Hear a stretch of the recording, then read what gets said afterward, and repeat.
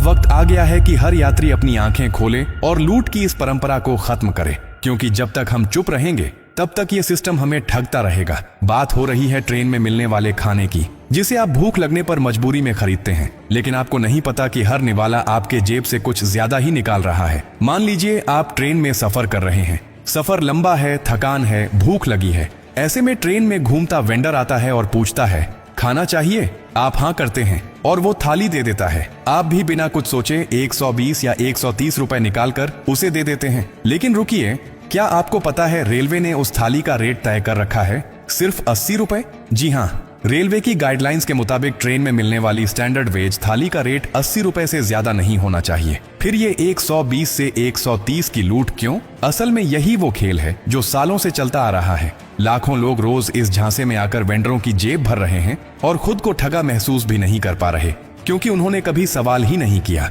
अब सवाल उठता है, क्या इस लूट को रोका जा सकता है? जवाब है हाँ, बिल्कुल।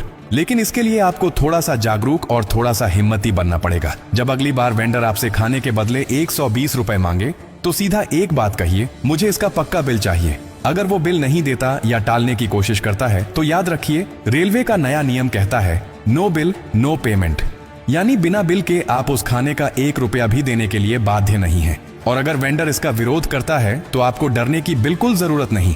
आपको बस 3 काम करने हैं।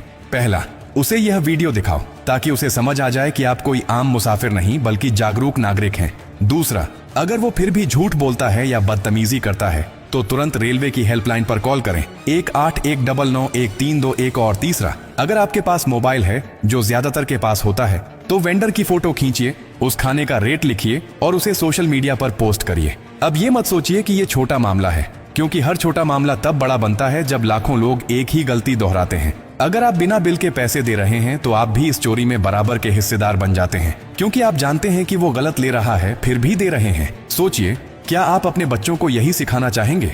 और ये सिर्फ पैसे की बात नहीं है, ये उस मेहनत की बात है जो आप करके पैसा कमाते हैं। किसी को ये हक नहीं कि वो आपकी मेहनत की कमाई को झूठ और धोखे के बल पर छीन ले। रेलवे ने ये नियम इसलिए बनाया है ताकि हर यात्री को उसका हक मिले और कोई वेंडर मनमानी ना कर सके। अब समय आ गया है कि हर यात्री जागे, अपने हक के लिए खड़ा हो।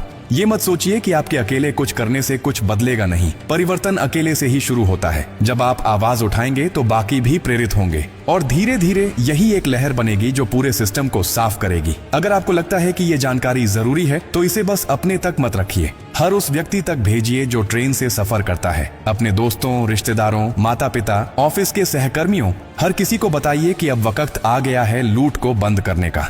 क्योंकि अगर आज आपने आवाज नहीं उठाई तो कल कोई और भी इसी तरह ठगा जाएगा, शायद आपका ही कोई अपना।